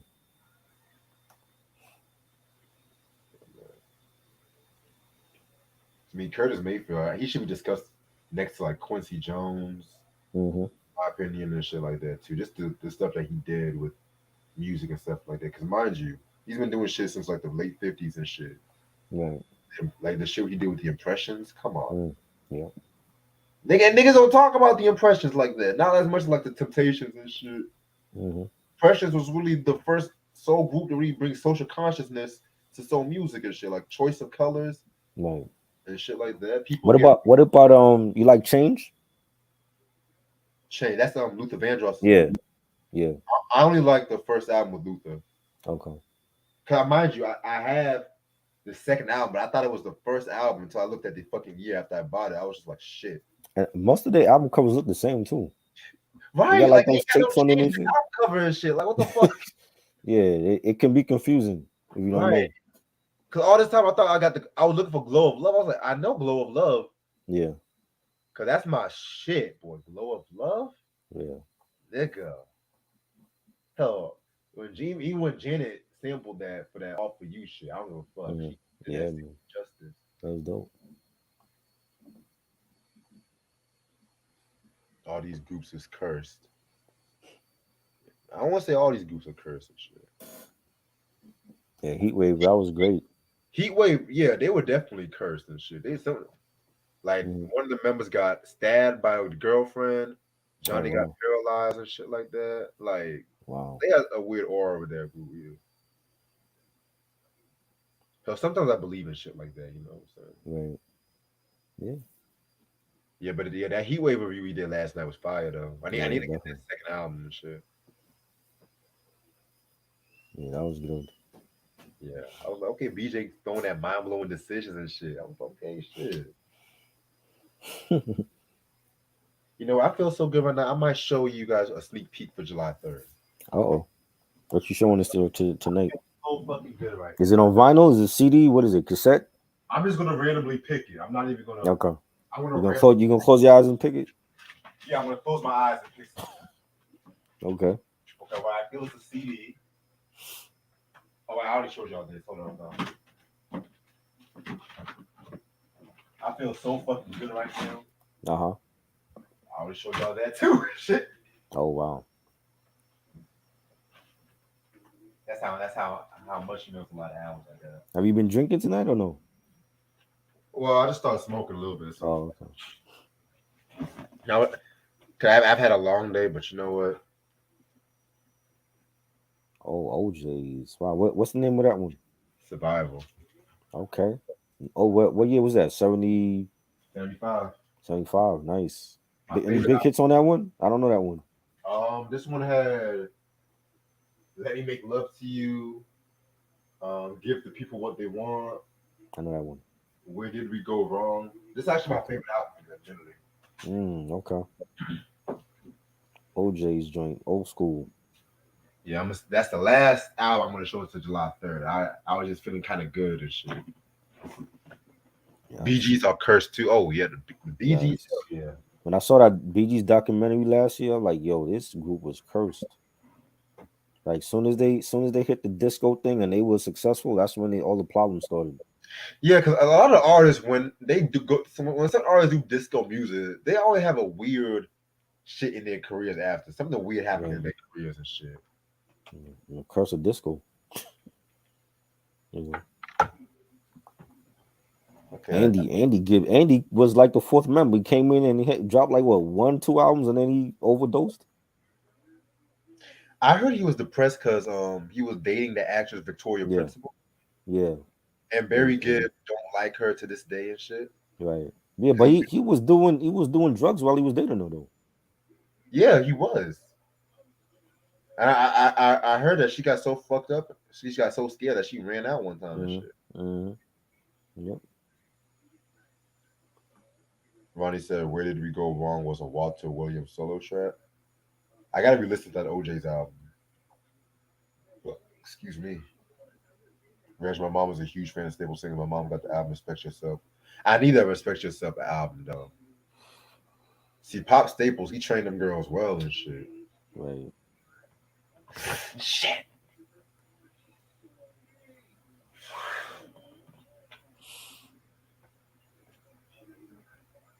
Outlaws. I don't want to hear about the Outlaws, man. I don't know who they are. I don't know who the Who? Outlaws are. The Shit. Outlaws. Never heard of them.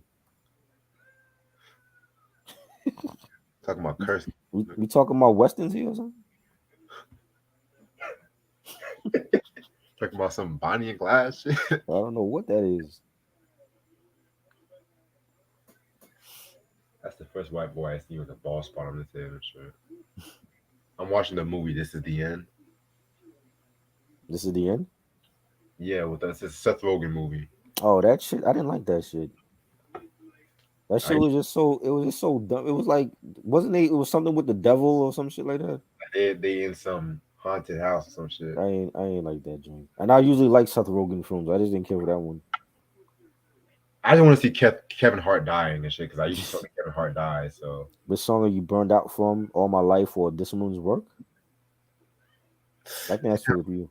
damn. At least damn man.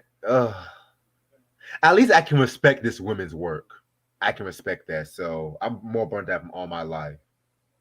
I'm not burned out by both of them because I didn't bump both of them like that. So Q said, "Would you ever do a musical interview?" I've done plenty of music interviews. Hell, I'm an yeah, artist myself. he wasn't here when we did with Cameron PJ. I don't think he was here for that one. Yeah, he was there. He was here. He's always Well, known. how you don't remember that? I don't know. Then. He's always on my videos and shit.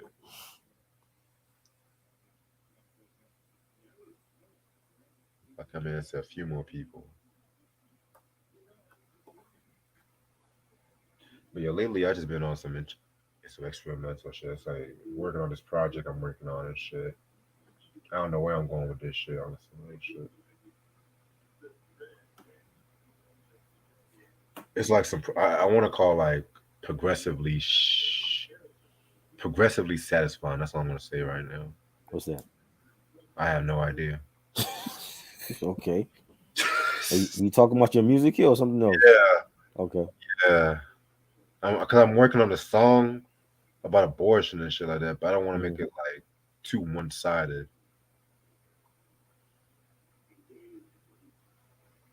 James Franco always weirded me out. I don't know what it is about him. What is the most overrated black TV show you ever saw? Why you gotta be black? Overrated. I don't know. I don't think Well, any of them was overrated. you said what? I don't think any of them was overrated though. Yeah. I mean, I ain't care for one-on-one and shit. I mean, Right. I think if I had to think of blacks. Oh wait, actually, no. My wife and kids. Yeah, That was overrated too. yeah. Really? Yeah. Wow. Because the early 2000s, black sitcoms was just like in a weird place and shit. Yeah, they were canceling them. That's why they was in a weird place. Yeah, they were canceling them, and then they were just with the UPN, they were just trying to throw shit on the wall, just see if it sticks. Like, yeah, UPN had a part because girlfriends, everybody hates Chris, Hmm. all that shit, but there was a lot of trash in that area too. Yeah. All right, man, it's like, you know what? I'm gonna just call it off tonight and shit like that. I don't want to stay up till 2 o'clock and shit. But yeah, I got a few announcements I gotta make. So tomorrow we're gonna talk about Johnny Gill's provocative album and Yes. whatnot. That's the album came out in 1993. You know what I'm saying? We talked about this briefly on the breakdown and shit like that. I like the album, but I'm gonna be Mhm. listening to it again and shit. Thursday we're gonna definitely talk about Mr. Boosie Collins himself. We're gonna talk about that motherfucking um discography breakdown, which out of all the P Funk videos this month, this is the one I cannot wait for personally the most and shit like that. I'm Right. gonna be so it's gonna be so and shit. What else is going on? Definitely got some shit I'm working on and stuff for that. I do plan on taking a break Yeah. sometime soon and shit like You that. did you text me the list or no? No. Yeah. I'm gonna text you this later on tonight. I just gotta Okay. finish up a few things and shit like that too. But yeah, man. I know I do want to talk about the Bill Cosby, Sidney Poitier movies at one point Right. and shit like that too. Oh, excuse me, Bill Cosby. Ooh, I had to do that and shit. You know what I'm saying? Thursday night is the Bootsy. Yeah, Boosie. Should we throw in the Silk Sound? No, let's just stick it to Boosie. Let's stick it to Boosie Rubber Band and shit. Well, we did a review on that already, so Yeah, that's how I was thinking. yeah. Yeah, man. But yeah, that's the shit that's coming up and stuff like that. You know what I'm saying? Appreciate this try as usual. No doubt. And in case you guys missed it, we're talking about these albums right here from Barry. Yes. Yes. I've got so much to give Classic. it still on. I want to say these albums are still in print. I want to say, Maybe I don't know. On vinyl, a lot of stuff on vinyl is hard to find. So yeah, not on vinyl though, but on might be on CD. CD, but vinyl Yeah, is hard to find. yeah.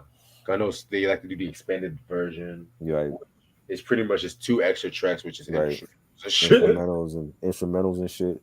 Right. Just get the OG copy. That's all. Yeah. Other than that, hope you guys have a very good night, and I'll see y'all tomorrow. All right. Peace. Peace.